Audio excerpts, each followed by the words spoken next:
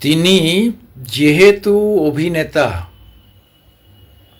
তিনি টালিগঞ্জ পাড়ায় যথেষ্ট জবরদস্ত অভিনেতা হিসাবে স্বীকৃত। তাই কি তিনি নিজ হাতে আইন তুলে নিতে পারেন? পারেন না, এটা সবাই জানে। তাহলে তিনি নিলেন কেন?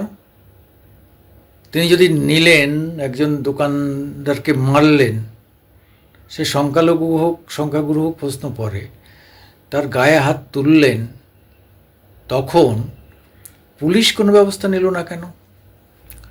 পুলিশ তো সঙ্গে সঙ্গে এসে দুজনকেই থানায় নিয়ে গিয়ে একটা রিকনসিলিয়েশনের ব্যবস্থা করে দিতে পারত, ক্ষমাটমা চেয়ে। তাতেও যদি না হয় একটা 107 কেটে দিতে পারত, অর্থাৎ দুজনের একটা প্রিভেন্টিভ অ্যাকশন নিতে পারত। তাহলে মিডিয়ার কিছু বলার ছিল না, মিডিয়া দেখাক। কিন্তু পুলিশ কেন এত নিষ্ক্রিয় হবে? পুলিশের বিরুদ্ধে বারবার নিষ্ক্রিয়তার অভিযোগ ওঠে। নির্বাচন থেকে এই পর্যন্ত সবারই মধ্যে এই নিষ্ক্রিয়তা কেন? পুলিশের মধ্যে নিষ্ক্রিয়তা কেন? যাদের হাতে ল অ্যান্ড অর্ডারের দায়িত্ব, যাদের জন্যে আমরা সুস্থভাবে বসবাস করতে পারি, রাস্তায় হাঁটতে পারি, ঘরে থাকতে পারি, সেই পুলিশ যদি আজকে এতটা উদাসীন হয় এবং বিশ্বাসের জায়গায় যদি তাদের এতটা খামতি দেখা যায়, তাহলে তো খুব মুশকিল।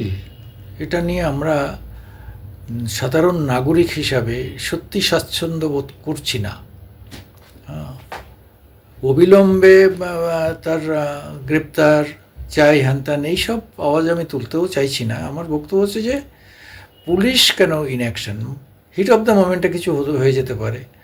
তারপরে একটা নাম করা লোক, তাই আবার শাসক দলের কেউ কেটা, এসবগুলো তো একটা প্লাস পয়েন্ট থাকে। আমি সেটাও ধরছি না। আমি ধরছি শুধু পুলিশ, যিনি বা যে পুলিশের ভরসায় আমরা নিশ্চিন্তে বসবাস করার আশ্বাস পাই, আমাদের ট্যাক্সের টাকায় যাদের ভরণ পোষণ হয়, সেই পুলিশ আমাদের লোক আক্রান্ত হচ্ছে, তাদের দেখবে না, তাদের সঙ্গে খারাপ ব্যবহার করছে, সেটার অ্যাকশন হবে না, তার ব্যবস্থা হবে না? এটা হয় নাকি কখনো? এটা অবিলম্বে হওয়া উচিত।